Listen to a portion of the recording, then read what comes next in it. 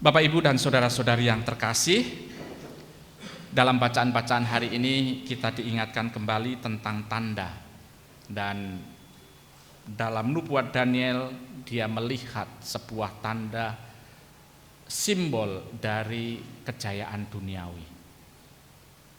Dia tahu akan ada muncul bangsa-bangsa yang sangat kuat, Babilonia, Assyria, dan semuanya itu ada.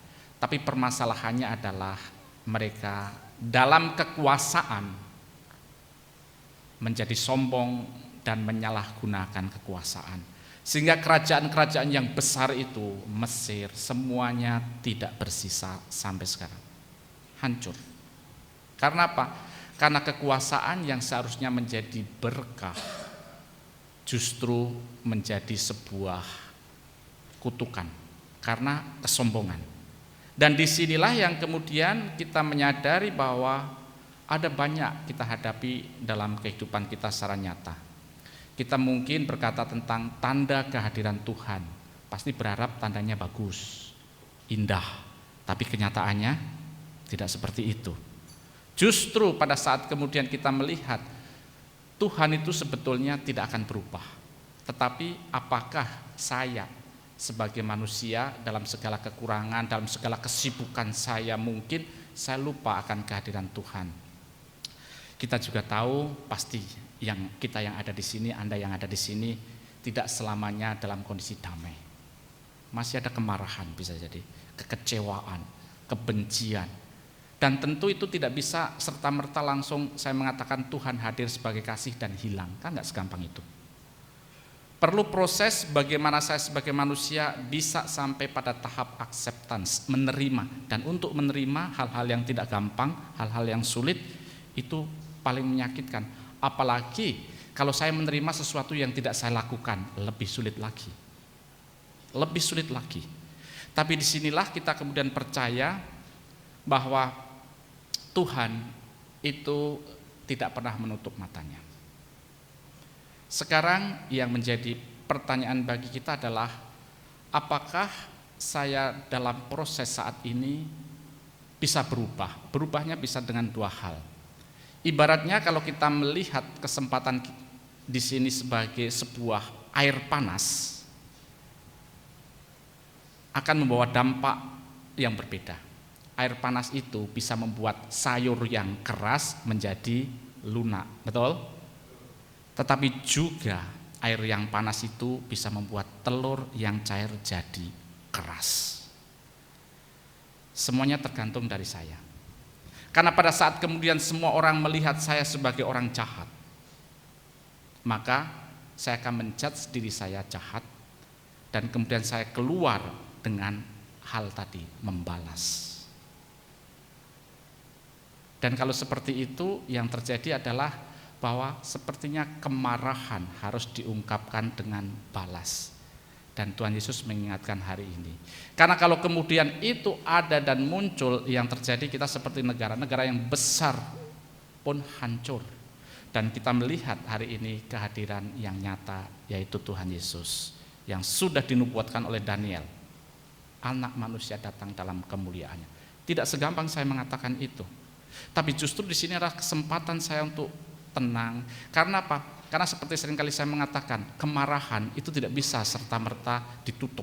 Karena kemarahan kalau ditutup akan meledak dan itu bahaya. Kemarahan kan harus dilepaskan. Dan proses pelepasan itulah yang penting bagi kita untuk saya bisa berdamai dengan diri saya sendiri, terlepas dari segala hal masa lampau yang sudah saya lakukan. Karena apa? Karena kehidupan saya tetap harus ke depan. Satu hal yang seringkali saya katakan adalah seperti ini. Anda ada di sini, tapi doa Anda bukan untuk Anda di sini, betul? Pasti untuk anak-anak yang di rumah, untuk istri yang di rumah. Tuhan minta maaf saya ada di sini, tapi saya berharap anak-anak dan kemudian istri Engkau jaga, betul tidak? Itulah. Dan untuk bisa mengatakan itu, doa itu bukan hanya di mulut, tapi juga ada di hati dan ada dalam sikap itu. Karena apa? Karena pada saat ini Anda tidak bisa mendampingi mereka. Tapi kalau kita percaya Allah kita adalah Allah yang besar, Dia akan mendampingi. Amin. Iman, kepercayaan, itu yang saya miliki di sini. Dan doa setiap hari saya daraskan dalam segala kerendahan hati, dalam segala kekurangan, dalam segala kelemahan saya. Tapi saya hanya berharap Tuhan semoga mereka berjumpa orang yang baik. Kalau mereka suatu saat mungkin butuh pertolongan, ada yang tulus menolong, betul tidak? Dan itu bukan hanya lewat ucapan, itu harus saya ungkapkan lewat perbuatan saya di sini. Bagaimana mungkin saya mengharapkan sesuatu yang baik untuk keluarga saya kalau saya sendiri di sini tidak melakukan yang baik? Tidak bisa. Karena pada akhirnya bukan Tuhan itu pelit, bukan Tuhan itu hitung-hitungan, tapi Tuhan juga melihat niat dari hati kita. Dan inilah yang kemudian kita bisa melihat tanda kehadiran Tuhan yang nyata. Karena tanda kehadiran Tuhan yang nyata itu kelihatan atau tidak kelihatan tergantung dari hati saya. Karena kalau hati saya masih diseliputi dengan kemarahan, kekecewaan yang ada terus, maka Tuhan, saya mengatakan Tuhan itu baik. Tadi kita bernyanyi kan, Tuhan itu baik. Bisa jadi saya menyanyikan itu dengan bersemangat. Apakah kemudian saya yakin Tuhan itu baik? Itu kan penting untuk saya kemudian menyadari. Dan disitulah yang kemudian kita percaya bahwa dalam segala kekurangan kelemahan kita, dalam segala keterbatasan kita tetap menyerahkan seluruh hidup kita. Hal yang terbaik bagi saya, seperti yang seringkali saya katakan kepada siapapun, adalah kemenangan yang terbesar bukan kemenangan kita terhadap orang lain, tapi kemenangan terhadap diri saya, kemarahan dengan diri saya, kekecewaan dengan diri saya. Kemudian juga dengan saya menerima keadaan saya sadar Tuhan, saya sebagai manusia yang berdosa, yang lemah, saya ingin juga berdamai dengan diri saya supaya saya bisa juga berdamai dengan orang lain. Sehingga pada saat nanti Anda kembali kepada keluarga Anda, keluarga hanya mengatakan terima kasih Tuhan, papi sudah kembali dengan sebuah kehidupan baru. Itu berkat yang terindah yang bisa Anda berikan kepada keluarga. Karena dengan demikian kehidupan harus terus berjalan, dan dengan demikian kita pun yakin dalam segala kesulitan, dalam segala situasi yang paling tidak mengenakan, saya bisa melihat bahwa di situ saya bisa lebih dekat dengan Tuhan. Penting. Karena melihat tanda kehadiran Tuhan tidak bisa kalau kita tidak fokus pada kehadiran orang-orang di sekitar saya. Karena kalau tidak bisa melihat orang-orang yang hadir di sekitar saya, yang ada dalam pikiran saya pasti kemarahan orang-orang yang bersalah atau pernah membuat kita, itu kan membuat kita pikirannya akan marah terus.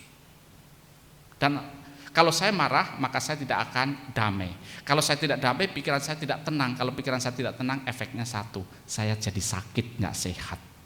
Coba bayangkan, Anda nggak sehat, siapa yang paling mikir? Anak istri yang di rumah, mereka yang paling berpikiran. Kalau tahu sampai Anda tidak sehat, betul? Dan salah satu hal terbaik adalah Anda sehat di sini, sehingga mereka bisa, oh ya, papi sehat di sini, di sana bagus. Saya mendoakan semoga cepat bisa berproses dan kembali kepada keluarga, dan itu doa mereka setiap hari. Doa mereka, doa Anda dijadikan satu, dan disitulah kita bisa menghadirkan kehadiran Tuhan yang nyata dalam situasi sulit, dan semoga situasi ini bisa segera terselesaikan dan kemudian bisa mengangkat kehidupan keluarga dengan lebih baik lagi. Dan itu hanya bisa kalau kita mempersatukan dalam kuasa ilahi. Amin. Karena kalau kita mengkaitkan dengan kuasa duniawi, kerajaan sebesar Mesir, Babilonia yang menguasai dunia pun tidak akan ada sisanya. Dan kita tidak mau seperti mereka. Karena kita punya Tuhan yang luar biasa, kita punya Tuhan yang mau hadir dengan kita.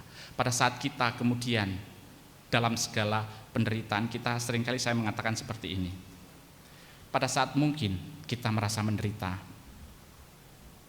coba Anda yang Katolik, kan salibnya Katolik ada korpusnya kan, tataplah, Tuhan saya kok merasa menderita. Kemudian Tuhan Yesus mengatakan, apa sih menderitamu? Aku di ini Tuhan, aku lebih parah dari kamu. Kamu lebih parah dari aku?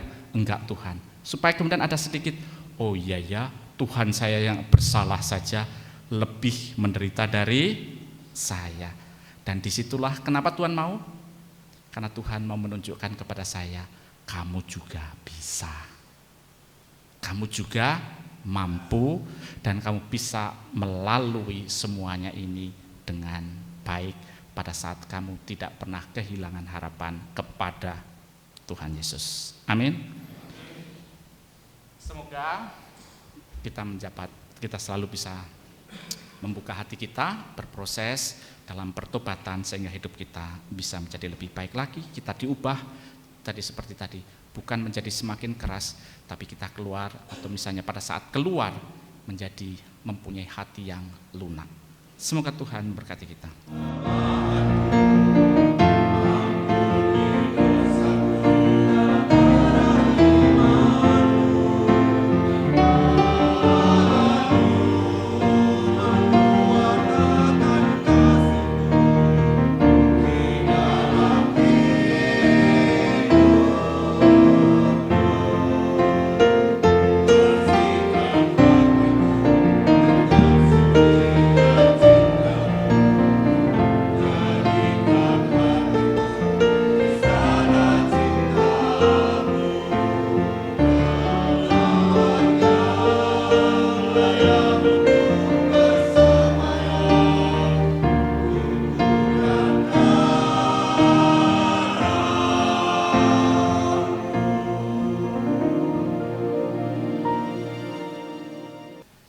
Tuhan bersamamu.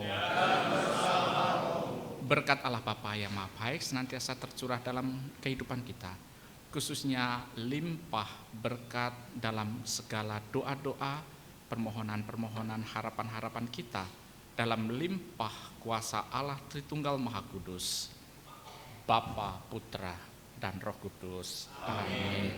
Dengan demikian perayaan Ekaristi kita sudah selesai.